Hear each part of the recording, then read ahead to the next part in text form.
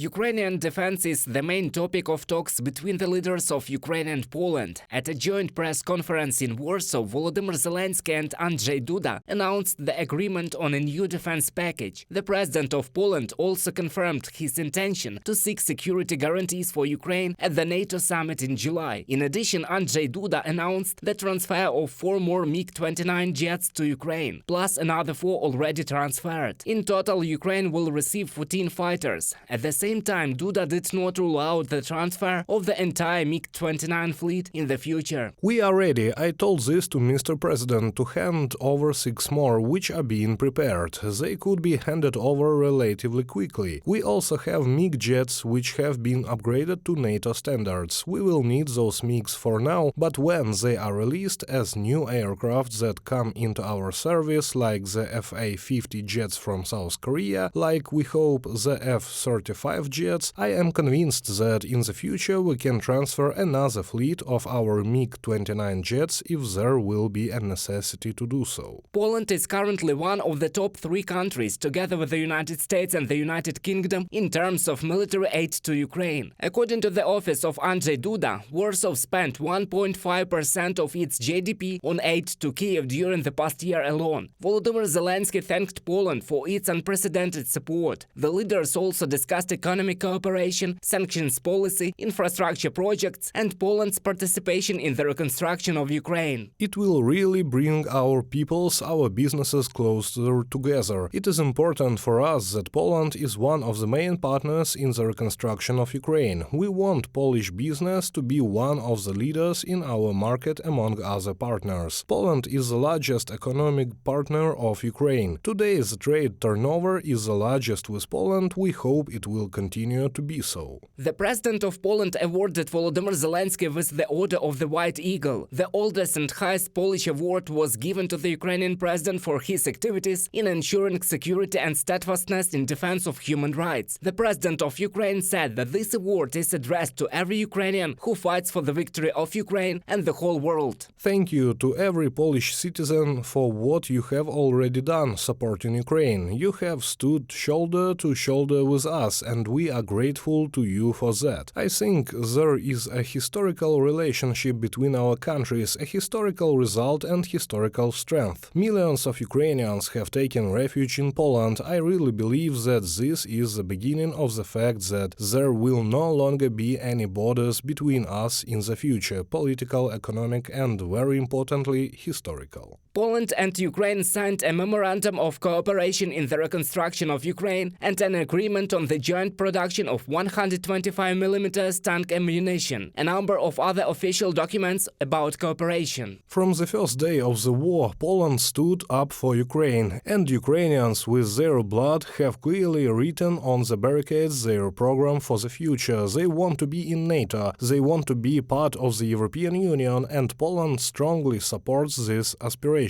because we know that when Ukraine is in NATO, we will be safer. So here I turn to the EU. Europe is the place of the heroic Ukrainian people in NATO and the EU. It is the Ukrainian military today with their blood that shows us what the struggle for independence and European values is about. The parties also discussed the export of Ukrainian grain. On the eve, the European Commission published a draft extension of duty-free import of grain from Ukraine for another year. And in the evening, Volodymyr Zelenskyy addressed Polish and Ukrainians at the Royal Castle in Warsaw. It is an honor for me to be here. I say to you words of gratitude and strength. Ukrainian and Polish hearts are beating for one freedom, for the mutual independence of our states, and we will win. My visit and negotiations in Warsaw were one more step towards victory. This is a guarantee that freedom will be strong in all our countries, our neighbors in the European Union. Romania and Slovakia, Lithuania and the other Baltic countries are all stronger when we are free. This is a guarantee that freedom will stand in Moldova, will not leave Georgia and will come to Belarus.